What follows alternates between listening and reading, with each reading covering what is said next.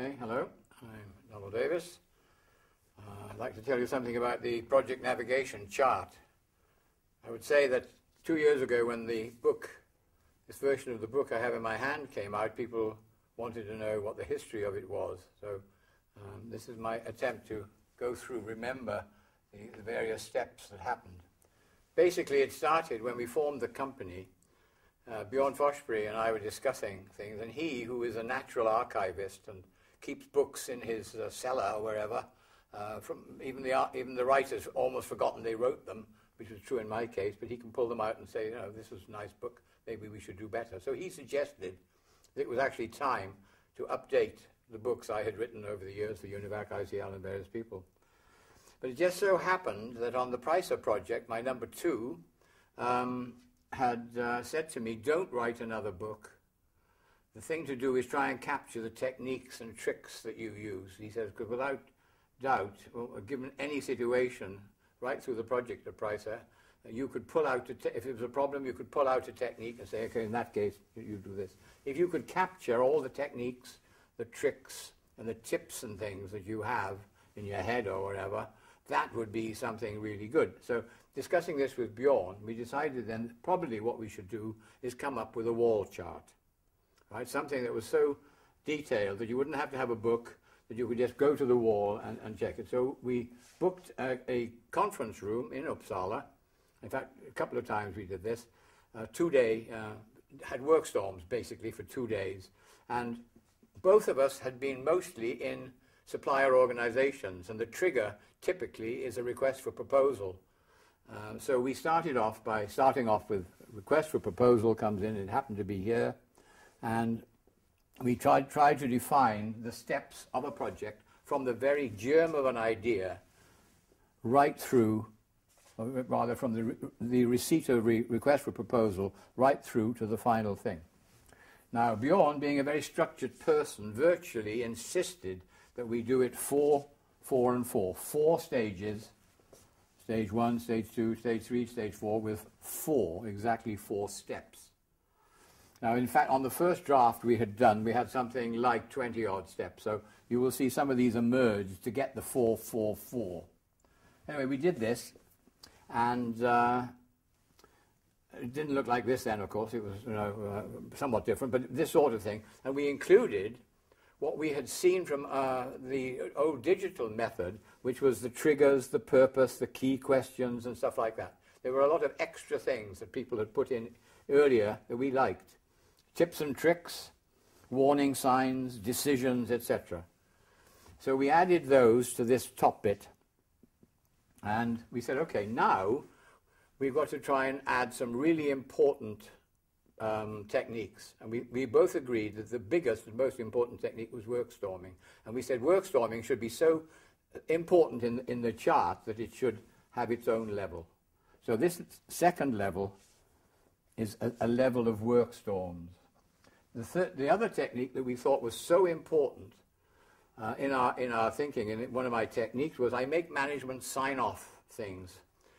Typically, you know, the contract step, or the planning step, or the budgeting step, I make sure every manager responsible signs off his name. There's a place where he can put his comments. He has to vote yes or no, etc. We thought that step was really vital in any project scheme. So we added that. We called it critical review and sign off. So we had that.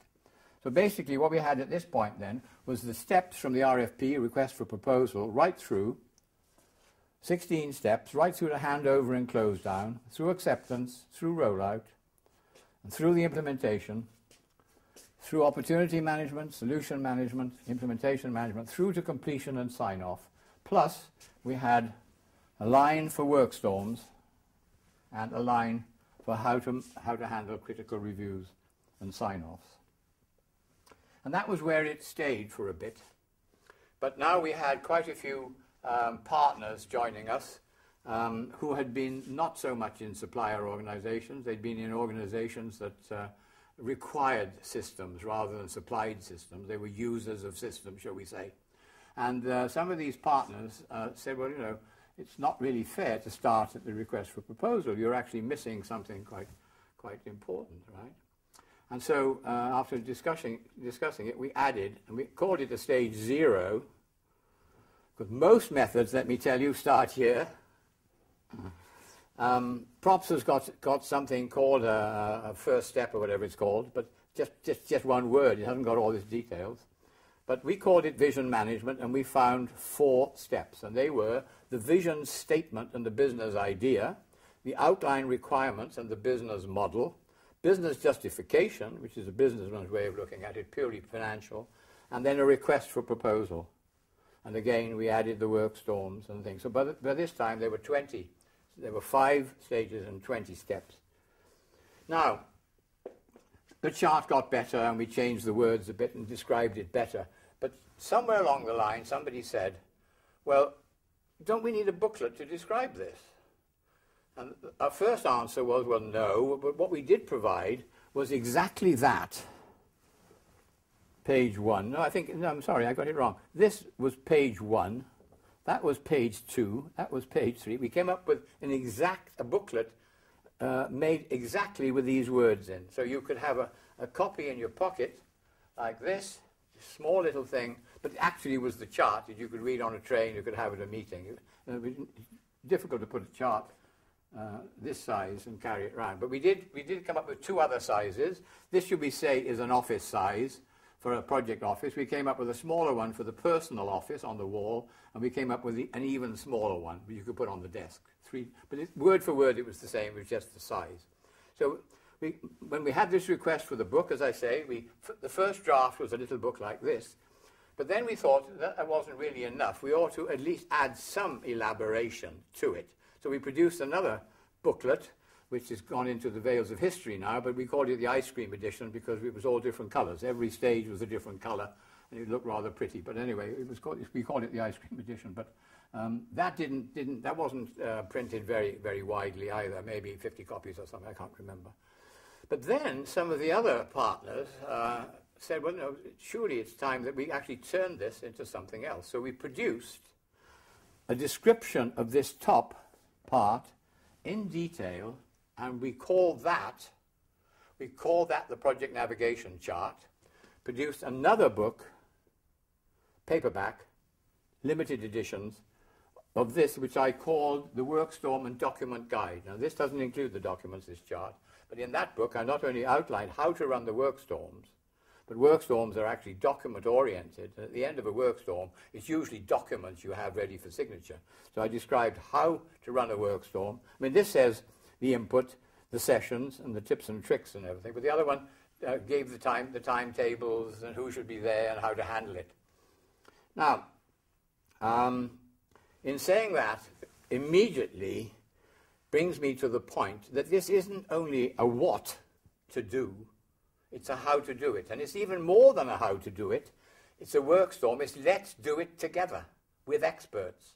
So this isn't just a theoretical thing, which most of them are. You can read it and think, well, how the hell do I do that? This says get A, B, and C, a designer, an architect, a planner or something with you, and sit for 3 days in a hotel, and you come out at the end with the bloody thing done. That step done, ready to be signed off by management. It is as different from other methods as cheeses from sand. It is a totally different thing. And not only that, but it does go from the very germ of an idea right through until you come out at the other end with close down. So what we're saying is very few methods do cover the whole thing. Maybe some others do. I don't know one. Grant that somebody might. But we've covered here in 4 steps what, shall we say, Props does in just one word and say exactly how to do it, and all the others are separated out in detail. And everyone has a workstorm. Some have more than one workstorm. In fact, some of the steps I'll come to in a minute have something like 7 workstorms, but typically they have 1, and that ends up with a document, a key document, and it's signed off by management.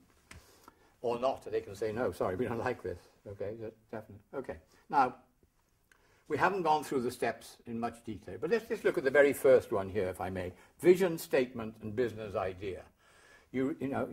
Somebody says, hey, wouldn't it be nice if we did blah, blah, blah, this and that and the other? Okay, fine, thank you. That's a good idea. And if everybody says, yeah, that sounds good, you say, okay, so please come into a session with us and tell us, what write down your idea. And if he can't, you take the whiteboard and you help him to write down the idea. Okay, that's a nice idea. Now then, please, what's the business idea? What's behind it? What will that generate in terms of cash or profit or operational improvement? What's the sort of purpose of the thing? How important is it to the operation?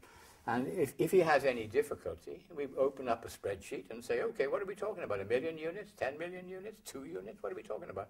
And, you know, how long did it take? How much would it cost? What's the profit? Et cetera, et cetera. So we come up with a picture, you know, a pure spreadsheet, simple spreadsheet, you know, 5 or 6 items only. Say, yeah, okay. Is that your idea? Technically this, or operationally that, and financially that? He said, yeah, okay. You take it from the workstorm to the management and say, look, Bill's idea is this. It looks as if it's going to make us this amount of money. If it comes off, it'll take a year or two, blah, blah, blah, whatever it says. Are you interested? And if they say yes, fine. If they say no, come on, that's a little hot nonsense, you know, etc.